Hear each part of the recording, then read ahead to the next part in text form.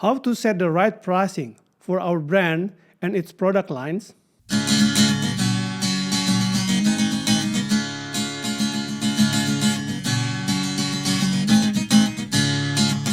Welcome to Business and Management Podcast.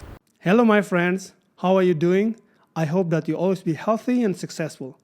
Welcome to the Business and Management Podcast with myself as the host, Marcel Ludi.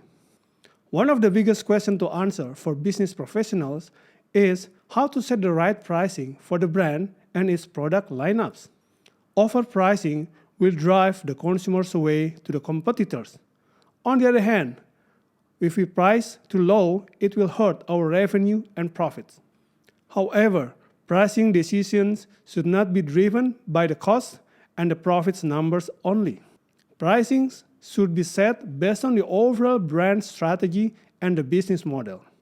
Therefore, pricing decisions should be strategically set based on what kind of consumers we are targeting and how do we want to position our brand in the market. These are some of the key principles on how to set the right pricing for our brand. Price based on the consumers we target, not just based on the cost. Nobody wants to get ripped off, not us, not our consumers. And therefore, we should not set the pricing just based on the cost of the product and how much we want to make profit. Instead, everything starts and ends with the consumer. The consumer is the boss. Let's understand the consumers we are serving to. How much is their income level? What is their social economic status? How much pricing they can afford to buy our brand? If we target the most affluent, wealthy consumers, they will not mind to pay hundreds of thousands of dollars for the super expensive bags or watches. But if we target the average Joe, the average common consumers, then we need to reflect that reality into our pricing strategy. Because if the pricing is not competitive, if the pricing is too high for the consumer to pay, for sure they will go away to our competitors. We don't want that. Price based on the business model. First, understand the brand positioning to set the right pricing strategy.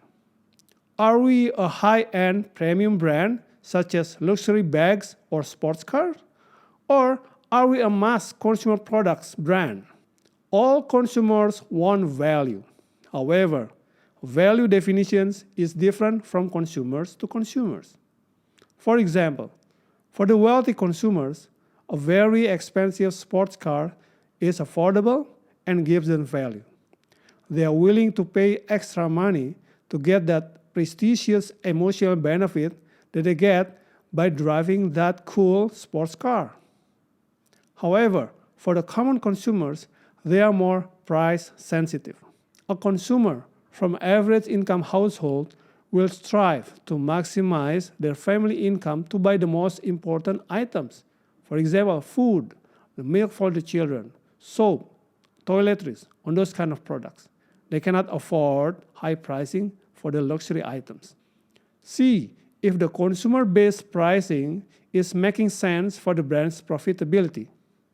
If there is a profit gap, find a solution, either by tweaking the cost of the product or by tweaking the marketing support and the other cost items. So at the end of the day, the pricing still makes sense for the consumers and internally still making profit. But remember, always start the pricing strategy with the consumers in mind. Set pricing at the magic price point. Understand the psychological price point for consumer in each of the market. There is a reason why an item is priced at $99.9 rather than the round value of $100.